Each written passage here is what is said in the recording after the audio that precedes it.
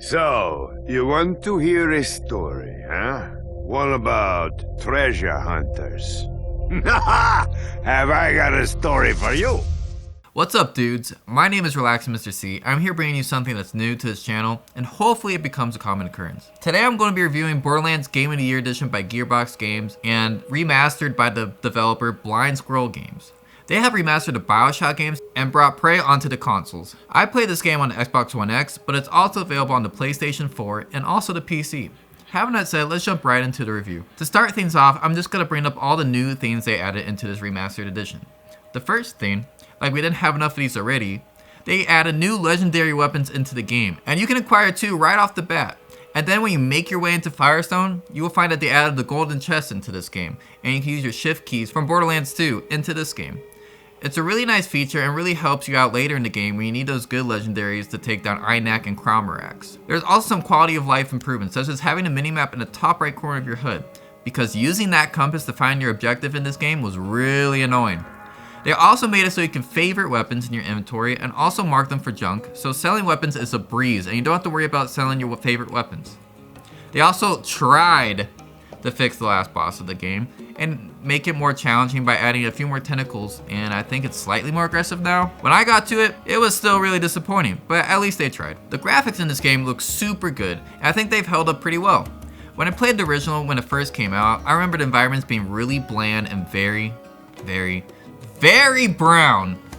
And this might be because the game is 4K and HDR, but now every landscape I walked through had a lot more color than I remember. The browns in the game have a lot more subtlety in their color, and I noticed little details like embers rising from the waste sites and how much gore was in the game. Another really nice little feature that wasn't in the original console releases is that you could change your field of view, which being able to see the majority of my gun was very satisfying for me, and I love how Blind Squirrel tries to add that option into games that they work on. In terms of the main game, the story was never a strong suit for the first Borderlands. You are one of 4 vault hunters. You can pick the Siren, the Hunter, the Soldier, or the Berserker. Whoever you pick, you're greeted by a claptrap unit and talked to by a guardian angel. And that's how your adventure starts. Throughout the game, you meet many zany characters such as Dr. Zed, TK Baja, Scooter, Tannis, Mad Moxie.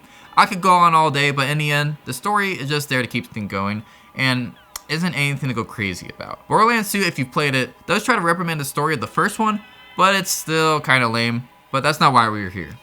We're here for the guns. The classic looter shooter gameplay still holds up really nicely and is as addictive as ever. Every gun manufacturer has its own unique feel and style, such as the Maliwan guns, whatever you want to call it, focus on elemental weapons, while the Jacob guns focus on firepower. This led me preferring some companies over others depending on what type of weapon I'm using.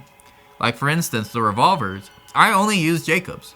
And for the SMGs, I lean towards Tior because they shoot 4 bullets at once. I just end up spraying enemies with bullets and it didn't stand a chance. Each class that I talked about earlier also plays a factor in how you play the game. If you pick the Siren, you're going to be using elemental weapons a lot. And then if you're a hunter, you're going to be fast on the draw and killing everything fast with revolvers. If you're the soldier, you're going to be spraying down enemies with assault rifles and your turret.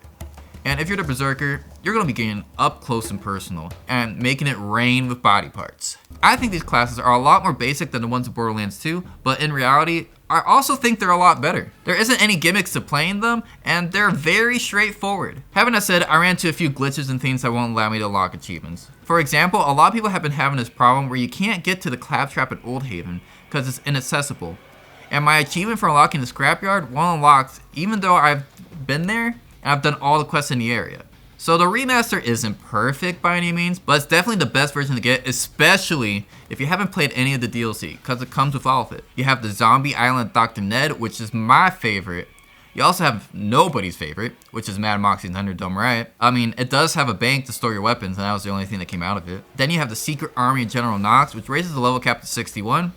And then, last but not least, you have Claptrap's new Robot Revolution, which is just really fun and adds the monster Inak, which that is one beast of a fucking boss. Each one of these adds a lot of content to the game. It really adds to the core experience. Having all that said, I really enjoyed replaying Borderlands again, and all the new features they added were much appreciated and really brings life back into the game. If you haven't played this game before, I would recommend picking it up, and if you have and you're just looking for an excuse to replay the games before the third one comes out, pick this game up. This game played a huge part in my childhood, and I've already started playing the second game in preparation for the third. So all in all, I think I give this game a 9 out of 10, and that wraps up today's video. If you liked the video, leave a like, and comment what you think about the series. For more videos like this, hit that subscribe button, and I'll be here every Thursday. Having that said, have a great day, have a nice night, and I'll see you next week.